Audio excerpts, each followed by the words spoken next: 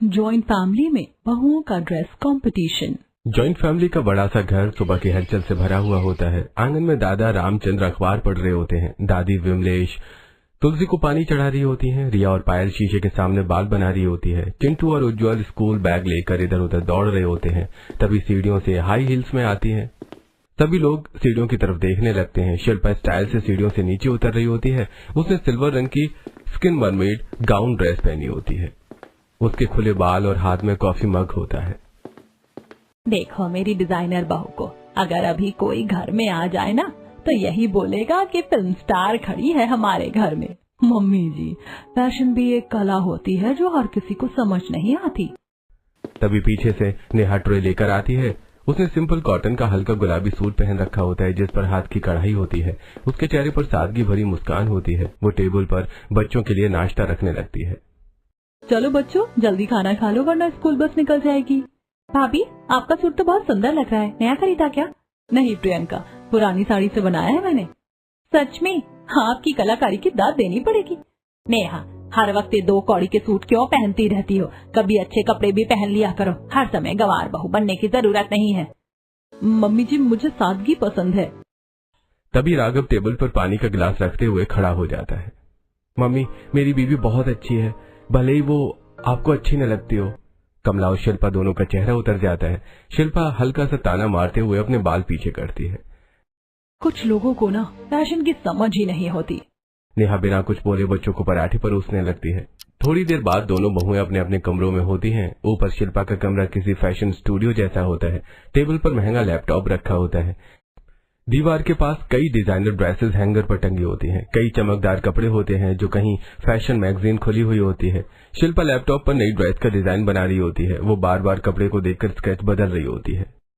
इस बार मेरी ड्रेस देखकर सबकी नजरें बस मुझ पर ही रुक जाएंगी। वहीं दूसरी तरफ नेहा का कमरा बिल्कुल साधारण लेकिन सुकून भरा होता है। कमरे के कोने में पुरानी सिलाई मशीन रखी होती है। नीचे अलग अलग कपड़ों की कटिंग के छोटे छोटे टुकड़े फैले होते हैं। टेबल पर सफेद कागज, पेंसिल और रंग होते हैं। नेहा जमीन पर बैठकर बड़ी मेहनत से ड्रेस का स्केच बना रही होती है। मम्मी, इस बार आपकी बनाई ड्रेस सबसे अलग लगेगी। अलग नहीं बेटा, बस दिल से बनाई हुई होगी। एक तरफ शिल्पा की चमक दमक और फैशन का घमंड होता है, वहीं दूसरी तरफ नेहा की सादगी, मेहनत और हुनर की असली खूबसूरती होती है। दोपहर को ऊपर कमरे में एसी चल रहा होता है। कमरे में हैंगर पर कई अधूरी डिजाइनर ड्रेसेस टंगी होती हैं। लैपटॉप खुला होता है लेकिन शिल्पा ठीक से काम नहीं कर पा रही होती है। तभी वो कपड़े को देखती है तो कभी नाराज होकर कुर्सी पर बैठ जाती है। उफ, इस छोटे से कमरे में कुछ ढंग से हो ही नहीं सकता। शिल्पा गुस्से में अपने बाल पीछे करती है और नीचे कमला देवी के पास चली जाती है। कमला सोफे पर बैठकर फल काट रही होती है। मम्मी जी, आपसे एक रिक्वेस्ट करनी थी। अरे बेटा, रिक्वेस्ट क्यों? तू साफ साफ बता, तुझे क्या दिक्कत हो रही है? मम्मी जी, कमरे में मुझसे डिजाइनर ड्रेस बिल्कुल भी नहीं बनती। मुझे बहुत दिक्कत होती है। कमरा इतना बड़ा भी नहीं है कि मैं ढंग से काम कर पाऊँ। हमारा इतना बड़ा घर है, प्लीज इसमें मेरा एक बुटीक खुलवा दीजिए ना। अरे बस इतनी सी बात। कोई बात नहीं बेटा, तूने कहा और मैंने कर दिया। कल ही मैं तेरे लिए बुटीक तैयार करवा दूंगी। जो हमारा बेकार गेस्ट रूम पड़ा है ना, उसमें मैं तेरा बुटीक खुलवा दूंगी। Thank you mummy ji, you are the best. अगले दिन सुबह घर में कई लोग आते हैं। कुछ इंटीरियर डिजाइनर होते हैं तो कुछ इलेक्ट्रीशियन। गेस्ट रूम में तेजी से काम शुरू हो जाता है। दीवार पर बड़े बड़े शीशे लगाए जा रहे होते हैं। चमकदार लाइट्स लगाई जा रही होती है। महंगे पर्दे और डिजाइनर रैक लगाए जा रहे होते हैं। शाम का पूरा कमरा बिल्कुल किसी बड़े फैशन बुटीक जैसा दिखाई देने लगता है।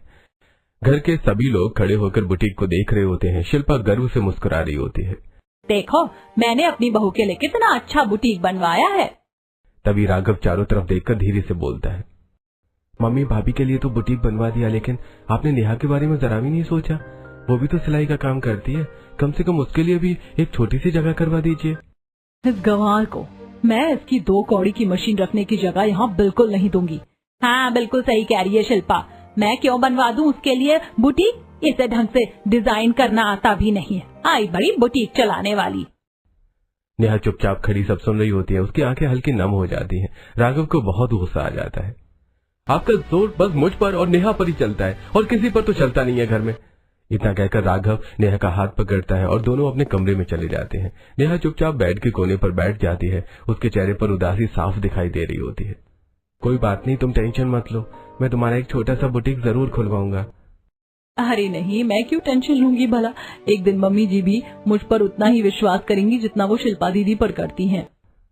पता नहीं, तुम इतने ताने सुनती हो फिर भी इन लोगों की बातों में अच्छा ही ढूंढ लेती हो।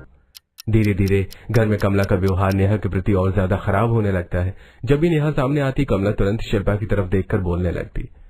देख, मेरी पसंद की बहू कितनी स्टाइलिश है, और एक ये है हमेशा पुराने सूट पहनकर घूमती रहती है। नेहा हर बार चुपचाप मुस्कुरा देती, लेकिन अंदर ही अंदर उसे बहुत बुरा लगता। वहीं दूसरी तरफ शिल्पा का घमंड दिन ब दिन बढ़ता जा रहा होता है। मम्मी जी, मैं इतना अच्छा काम करती हूँ, आप लोग तो मेरे लायक भी नहीं थे, फिर भी मैं इस घर में आ गई। लेकिन कमला हर बार उसकी गलती छुपा देती। अरे मेरी बहू है ही इतनी टैलेंटेड, थोड़ा बहुत घमंड तो बनता है। कभी कभी दादी विमलेश शिल्पा को छोटे मोटे घर के काम दे देती, लेकिन शिल्पा बहाने बनाकर काम छोड़ देती। तब कमला खुद से काम कर देती। कमला, बहू को थोड़ा घर का काम भी सिखा दिया कर। अरे माँ जी, शिल्पा घर के कामों के लिए नहीं बनी, वो बहुत बड़े बड़े डिजाइन बनाती है। मेरी बहू बहुत अच्छी है, सबकी बात सुनती है। दादी चुपचाप सब देखती रहती। उन्हें साफ दिखाई दे रहा होता है कि इस घर में सादगी और मेहनत की कोई कदर नहीं हो रही, सिर्फ दिखावे को महत्व दिया जा रहा होता है। अगले दिन नेहा छोटी सी लोकल मार्केट में सामान खरीद रही होती है। वो अलग अलग लेस, बटन और कपड़े देख रही होती है। हर चीज को ध्यान से छूकर उसकी क्वालिटी समझ रही होती है। वहीं दूसरी ओर शिल्पा अपने कमरे में बड़े स्टाइल से तैयार हो रही होती है। उसने ब्रांडेड ड्रेस और बड़ा सा सनग्लास लगाया होता है। जैसे ही वो घर का गेट खोलती है, बाहर 3-4 औरतें खड़ी दिखाई देती हैं। शिल्पा बेटा, हमारी ब्लाउज सिल दे, हमें कल तक चाहिए। तुम लोगों की ये 2 कौड़ी की ब्लाउज सिलने के लिए नहीं बैठी हूँ मैं बहुत बड़ी डिजाइनर हूँ, निकलो मेरे घर से। औरतें शर्मिंदा होकर मुंह फेर लेती हैं और वहां से चली जाती हैं। शिल्पा तुरंत अपनी कार में बैठती है और बड़े मॉल की तरफ निकल जाती है।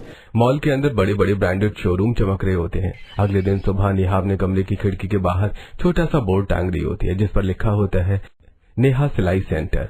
वहीं दूसरी तरफ घर के मेन गेट के बाहर एक बड़ा पैम्पलेट लगाया जा रहा होता है, जिस पर शिल्पा के हाथ जोड़ते हुए फोटो छपी होती है और साथ में उसकी डिजाइनर ड्रेस की तस्वीर लगी होती है।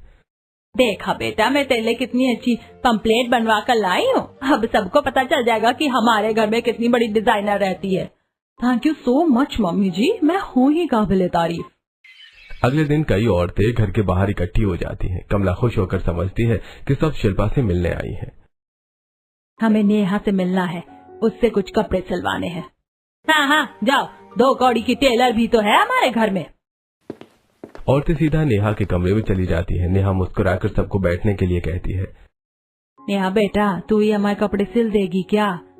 कल हम शिल्पा के पास गए तो उसने तो हमारी बेइज्जती करके भगा दिया। कहने लगी मैं इतने बेकार कपड़े नहीं सिलती। कोई बात नहीं आंटी जी, मैं कर दूंगी, आप बैठिए। धीरे धीरे नेहा छोटे से कमरे में औरतों की भीड़ बढ़ने लगती है। कोई ब्लाउज सिलवाने आता तो कोई सूट डिजाइन करवाने। अगले दिन फिर दोनों बहुएं बाजार जाती हैं, लेकिन इस बार दोनों के दिमाग में अपनी अपनी ड्रेस के डिजाइन चल रहे होते हैं। नेहा छोटी दुकान पर लेस देखते हुए सोच रही होती है, ये वाली लेस अगर बाजू पर लगाऊंगी ना तो ड्रेस बहुत सुंदर लगेगी। वहीं दूसरी तरफ शिल्पा बड़े शोरूम में खड़ी महंगे कपड़े देख रही होती है। ये वाला फैब्रिक मेरी इंडो वेस्टर्न ड्रेस पर परफेक्ट लगेगा। घर में कमला हर समय नेहा को नीचा दिखाने की कोशिश करती रहती, लेकिन नेहा फिर भी हमेशा उनसे प्यार और सम्मान से बात करती। वहीं शिल्पा घर का कोई काम नहीं करती थी। आधे से ज्यादा काम खुद कमला को ही करने पड़ते हैं। कभी रसोई संभालनी पड़ती तो कभी मेहमानों की चाय बनानी पड़ती, लेकिन फिर भी कमला हर किसी के सामने शिल्पा की तारीफ ही करती रहती। मेरी शिल्पा को देखो, बुटीक भी संभालती और घर का काम भी करती है। दादी विमलेश दूर बैठी सब देखती रहती। उन्हें साफ दिखाई दे रहा होता है कि असली मेहनत कौन कर रहा है और सिर्फ वाहवाही कौन लूट रहा है। अगले दिन दोपहर के समय चारों बच्चे स्कूल से घर वापस आते हैं। उज्जवल और चिंटू बैग फेंककर सीधे पानी पीने भाग जाते हैं, जबकि पायल और रिया अपनी मम्मियों के पास आकर बैठ जाती हैं।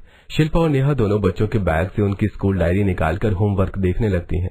तभी दोनों की नजर डायरी में लिखे एक नोटिस पर पड़ती है। डायरी में लिखा होता है designer dress competition, mother and daughter special. Shilpa की आंखें चमक उठती हैं। वो तुरंत अपनी बेटी पायल की तरफ देखने लगती है। पायल, ये तो फैंसी ड्रेस कॉम्पिटिशन है, मैं तेरे लिए बहुत सुंदर ड्रेस बनाऊंगी। सच में मम्मी? हाँ हाँ बेटी, तेरी मम्मी इतनी बड़ी डिजाइनर जो है। वहीं दूसरी तरफ नेहा भी रिया के सिर पर हाथ फेरती है। बेटा, मैं भी तेरे लिए बहुत अच्छी ड्रेस बनाऊंगी। चल अब तैयारी शुरू करते हैं। दोनों अपनी अपनी ड्रेस डिजाइन करने में लग जाती हैं। शिल्पा अपने लैपटॉप पर डिजाइन बनाते हुए मन ही मन सोच रही होती है, इस बार तो मैं और मेरी बेटी जीत कर ही रहेंगे। इस गंवार को और उसकी बेटी को धूल चटा दूंगी। दूसरी तरफ नेहा कपड़ों के छोटे छोटे टुकड़े जोड़कर ड्रेस तैयार कर रही होती है। वो अपनी बेटी की फ्रॉक में इंडियन टच देने के लिए साड़ी का सुंदर बॉर्डर और छोटी छोटी लेस लगा रही होती है। मम्मी, ये फ्रॉक तो बहुत प्यारी लग रही है, क्योंकि इसमें मेहनत के साथ प्यार भी है बेटा। कुछ दिनों बाद दोनों की ड्रेस तैयार हो जाती है। शिल्पा और पायल ने चमकदार ऑफ शोल्डर गाउन और मैचिंग फ्रॉक बनाई होती है। वहीं नेहा और रिया की ड्रेस में इंडियन और मॉडर्न डिजाइन का खूबसूरत मेल दिखाई दे रहा होता है। अगले दिन स्कूल में कंपटीशन शुरू होता है। बड़ा सा हॉल रंग बिरंगी लाइटों और सजावट से चमक रहा होता है। सभी बच्चों की मम्मियां अपनी बेटियों के साथ सुंदर सुंदर ड्रेस पहनकर आई होती हैं। एक एक करके सभी मम्मियां और बेटियां स्टेज पर रैंप वॉक करती हैं। कोई घूमकर पोज देती है तो कोई मुस्कुराकर हाथ हिलाती है। जब शिल्पा और पायल स्टेज पर आते हैं तो सभी उनकी चमकदार ड्रेस देखकर ताली बजाते हैं। दोनों बड़े कॉन्फिडेंस से रैंप वॉक करती हैं। थोड़ी देर बाद नेहा और रिया की एंट्री होती है। कंपटीशन खत्म होने के बाद कई लोग नेहा और रिया के पास आकर उनकी तारीफ करने लगते हैं। नेहा जी, आप तो बहुत बड़ी डिजाइनर हैं। क्या ड्रेस आपने बनाई है? ये जो पायल की फ्रॉक पर लेस लगी है, ये किस चीज की है? ये तो साड़ी का बॉर्डर है मैम। मेरे पास एक्स्ट्रा बच गया था तो मैंने इसे रीयूज कर लिया। अरे वाह, आपकी कलाकारी की तो दाद देनी पड़ेगी। आप तो हर चीज को यूजफुल बना देती हो। धीरे धीरे नेहा के आसपास लोगों की भीड़ लग जाती है। वहीं दूसरी तरफ शिल्पा और पायल थोड़ी दूर खड़े होते हैं। उनके पास सिर्फ एक दो औरतें खड़ी होती हैं। शिल्पा जी, आपकी ड्रेस भी बहुत अच्छी लगी। बड़ा मजा आया आप दोनों को देखकर। शिल्पा जबरदस्ती मुस्कुराती है लेकिन अंदर ही अंदर जल रही होती है। इसने ऐसा क्या बना दिया? उसने तो सिंपल ड्रेस बनाई थी। इससे ज्यादा अच्छी तो मेरी ड्रेस थी। पता नहीं हर कंपटीशन में ये मुझसे आगे कैसे निकल जाती है। घर लौटते ही शिल्पा गुस्से में कमला के कमरे में जाती है। मम्मी जी, ये आज भी मुझसे कंपटीशन में जीत गई। मुझे बहुत गुस्सा आ रहा है। बेटा, तू क्यों अपना खून जला रही? इसका और तेरा कोई मुकाबला ही नहीं है। नहीं मम्मी जी, मुकाबला तो है और मैं एक दिन इसे मजा चखा कर रहूंगी। धीरे धीरे शिल्पा के बच्चे भी नेहा के ज्यादा ही रहते हैं। वहीं शिल्पा ज्यादातर फोन में बिजी रहती या अपने डिजाइन बनाने में लगी रहती। शाम के समय चारों बच्चे नेहा के साथ गार्डन में खेल रहे होते हैं। कोई बैट बॉल खेल रहा होता है तो कोई रेस लगा रहा होता है। नेहा भी बच्चों के साथ बच्ची बनकर दौड़ रही होती है। मम्मी, जल्दी भागो, मैं जीत जाऊंगा। नेहा जानबूझकर धीरे भागती है और फिर हंसते हुए गिरने का नाटक कर देती है। ये हम जीत गए। दूर खड़ी शिल्पा ये सब देखकर चिढ़ रही होती है। तभी कमला धीरे से शिल्पा के पास आती है। बेटा, अगर ऐसी बात है तो मैं इसका सिलाई का काम छुड़वा दूं क्या? लेकिन कैसे मम्मी जी? मैं करके सारे नौकर निकाल देती हूँ। जब ये सारे घर का काम करेगी तभी इसे पता चलेगा। शिल्पा के चेहरे पर धीरे धीरे मुस्कान आ जाती है। दोनों दूर खड़ी नेहा को देख रही होती हैं, जो अभी भी बच्चों के साथ हंसते हुए खेल रही होती है। अगले दिन सुबह सुबह घर के बाहर खड़े सारे नौकर अपना सामान लेकर जा रहे होते हैं। सभी लोग हैरानी से एक दूसरे को देख रहे होते हैं। अरे कमला, ये सब क्या हो रहा है? मैंने सारे नौकर हटा दिए हैं। तभी नेहा रसोई से चाय की ट्रे लेकर आती है और रुक जाती है। नेहा, आज से घर के सारे काम तू करेगी। खाना भी तू ही बनाएगी, झाड़ू पोछा भी करेगी और डस्टिंग भी। मम्मी, ये कौन सी बात हुई? भाभी तो पूरे दिन फ्री की रोटियां खाती रहती हैं और एक काम को हाथ नहीं लगाती। और मेरी बीवी सारे घर का काम करेगी क्या? फ्री की रोटियां कौन खाता? तमीज से बात कर अपनी भाभी से। बस अब आप हमें ही तमीज सिखाती रहो। माहौल गर्म होने लगता है। तभी नेहा धीरे से राघव का हाथ पकड़कर उसे शांत करती है। रहने दीजिए, कोई बात नहीं। राघव गुस्से में अपना बैग उठाता है और ऑफिस के लिए निकल जाता है।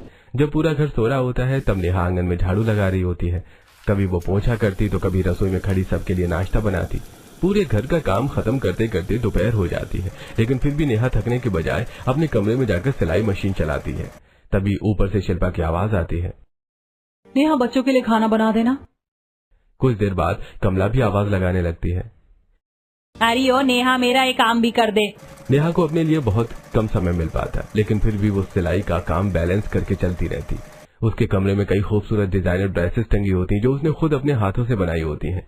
वहीं दूसरी तरफ शिल्पा की बुटीक में भी कई महंगी ड्रेसेस लगी रहती, लेकिन शिल्पा हर किसी से गुस्से में बात करती। शिल्पा जी, ये ड्रेस थोड़ी जल्दी मिल जाएगी क्या?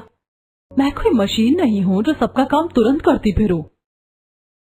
लोग उसका व्यवहार देखकर चुप हो जाते हैं। एक शाम दादा दादी आंगन में बैठे होते हैं। नेहा उनके पास बैठकर सब्जियां काट रही होती है, जबकि शिल्पा फोन चलाते हुए पास में बैठी होती है। बेटा हमारी भी कोई ड्रेस बना दो, अगर बूढ़ों के भी डिजाइनर कपड़े बनते हो तो। दादा रामचंद्र भी हंसने लगते हैं। अरे बेटा, हाँ, कम से कम मरने से पहले अच्छे कपड़े तो पहन ले। तभी शिल्पा फोन नीचे रखती है और एटीट्यूड से जवाब देती है। दादी 4 दिन की तो आपकी जिंदगी बची है, अब इसमें क्या डिजाइनर कपड़े पहनोगी? दादा दादी का चेहरा थोड़ा उतर जाता है। अरे बेटा, ऐसे क्यों बोल रही है? हमारे घर में 2 बड़ी डिजाइनर हैं, सोचा हम भी अच्छे कपड़े पहन ले। तभी नेहा प्यार से मुस्कुराते हुए उनकी तरफ देखती है। दादा दादी, मैं आप दोनों के ऐसे कपड़े बनाऊंगी कि आप खुद देखते रह जाओगे, बिल्कुल ट्विन करके, जैसे मैंने इंस्टा पर देखे थे। अच्छा, अब गवारों को भी टेक्नोलॉजी यूज करना आ गया। इतना कहकर शिल्पा मुंह बनाती हुई वहाँ से चली जाती है। सिलाई मशीन तेजी से चल रही होती है। वो बड़े प्यार से दादी के लिए खूबसूरत पटियाला सूट और दादा के लिए मैचिंग कुर्ता पजामा तैयार कर रही होती है। कुछ देर बाद दोनों कपड़े तैयार हो जाते हैं। शाम को दादा दादी नए कपड़े पहनकर बाहर आते हैं। दादी के चेहरे पर खुशी साफ दिखाई दे रही होती है और दादा बार बार अपने कुर्ते को देखकर मुस्कुरा रहे होते हैं। अरे वाह, मैं तो खुद को जवान महसूस कर रही हूँ। और मैं तो हीरो लग रहा हूँ। पूरा घर उन्हें देखकर खुश हो जाता है। बच्चे भी तालियां बजाने लगते हैं। यार तुम कितनी अच्छी हो, मेरे दादा दादी कितने खुश लग रहे हैं तुम्हारी वजह से। ये आपके नहीं, मेरे भी दादा दादी हैं, मैंने बहुत प्यार से बनाए हैं उनके लिए कपड़े। दूर खड़ी शिल्पा ये सब देखकर अंदर ही अंदर जल रही होती है। घर में भी ये हर जगह मुझसे कंपटीशन करती रहती है। मैंने मना कर दिया था ना, इसीलिए इसने जानबूझकर कपड़े बनाए ताकि यहाँ भी मुझे हरा सके। घर के सामने वाली गली में एक पुरानी खंडर दुकान पड़ी होती है। कभी मजदूर पेंट कर रहे होते हैं तो कभी अंदर लकड़ी का काम चल रहा होता। कुछ दिनों बाद दुकान के अंदर सुंदर रैक लग जाते हैं। एक तरफ सिलाई मशीनें रखी होती हैं, ऊपर बड़ी लाइट चमक रही होती है। एक शाम राघव मुस्कुराते हुए कमरे में आता है। नेहा सिलाई मशीन पर काम कर रही होती है। अरे चलो नेहा, तुम्हारे लिए एक सरप्राइज है। कैसा सरप्राइज? ऐसे ही बता दो ना। अरे फिर सरप्राइज ही क्या बचेगा, चलो मेरे साथ। राघव नेहा की आंखों पर पट्टी बांध देता है और उसका हाथ पकड़कर बाहर ले जाने लगता है। थोड़ी देर बाद दोनों उस दुकान के सामने पहुंचते हैं। राघव धीरे से शटर उठाता है। अच्छा, अब आंखें खोलो।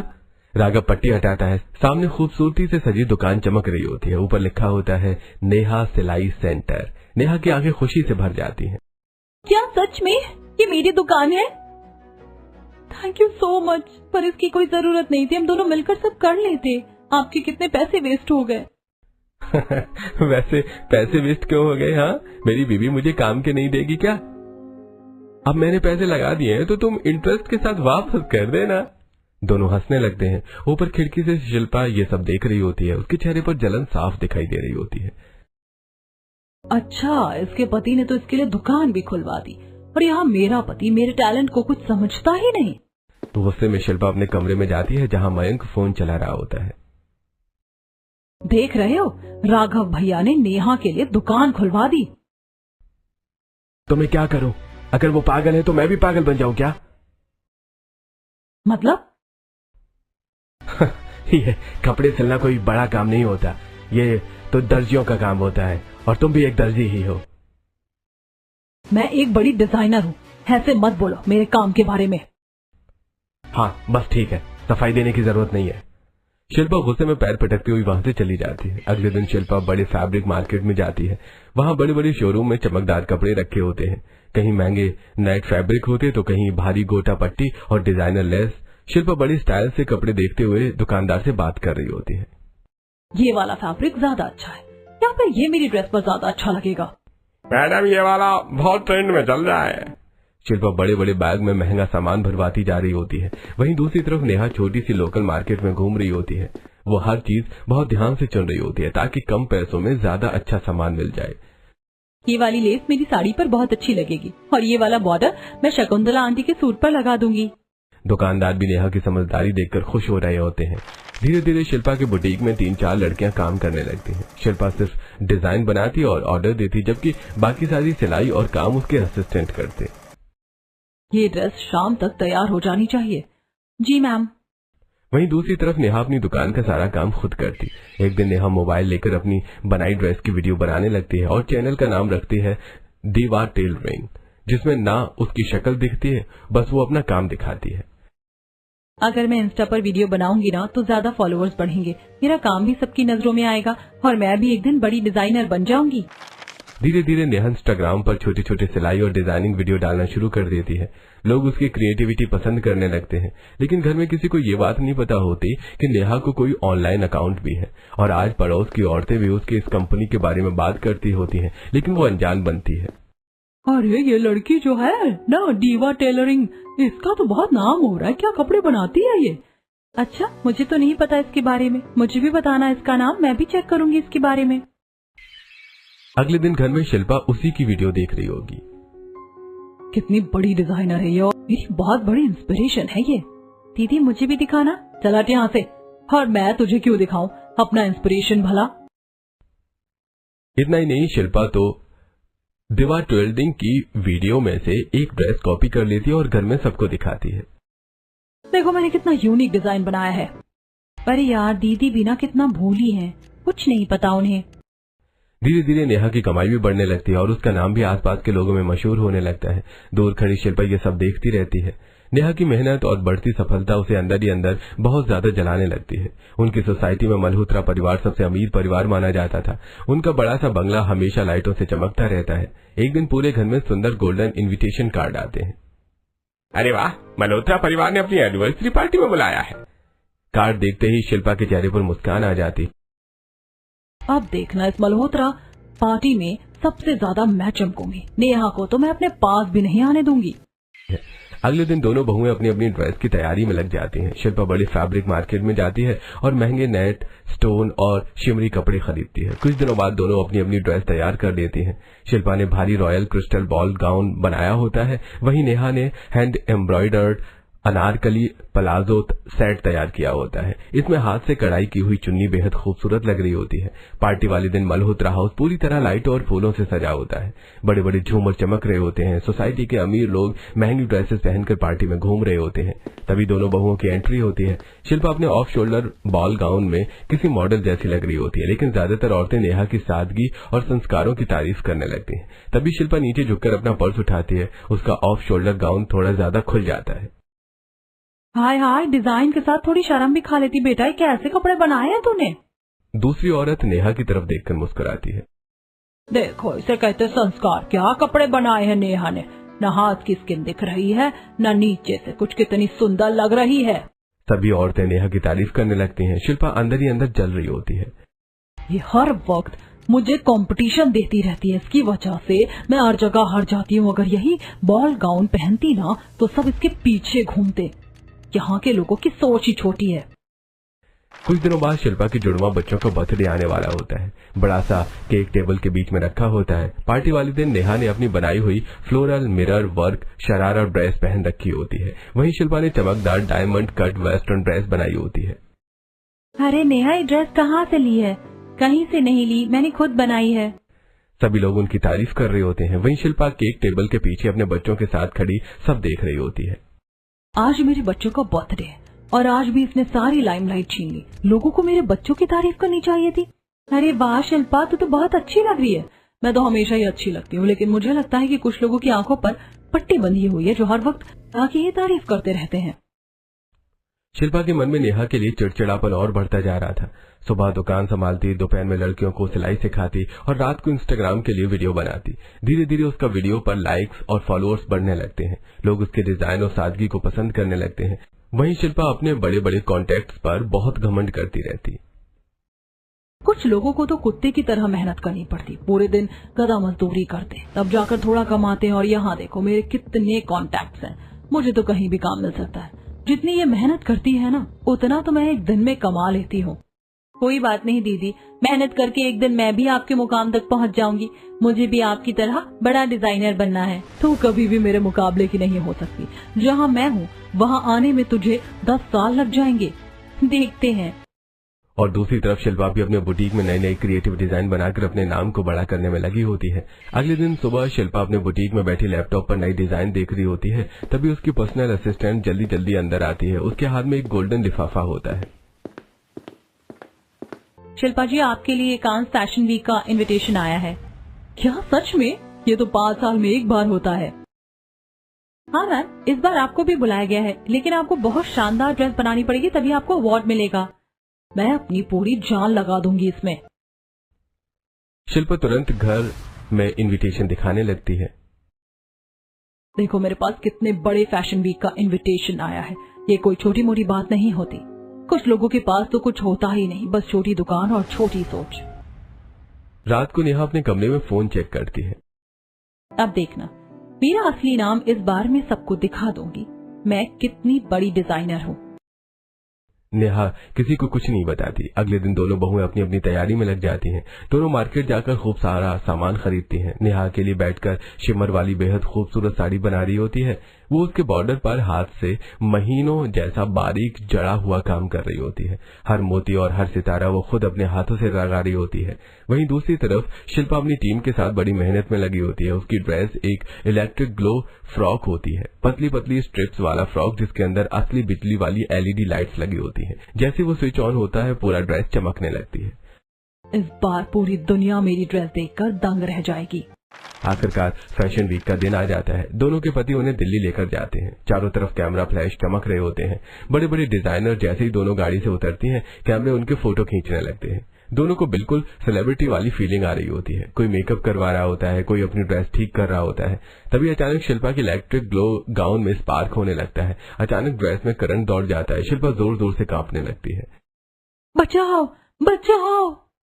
वहां मौजूद लोग घबरा जाते हैं। तभी नेहा की नजर शिल्पा पर पड़ती है। पास में एक लकड़ी का डंडा रखा होता है। नेहा तुरंत उसे उठाकर शिल्पा की ड्रेस पर मारती है ताकि उसके शरीर से करंट हट जाए। फिर जल्दी से उसकी ड्रेस उतारने लगती है।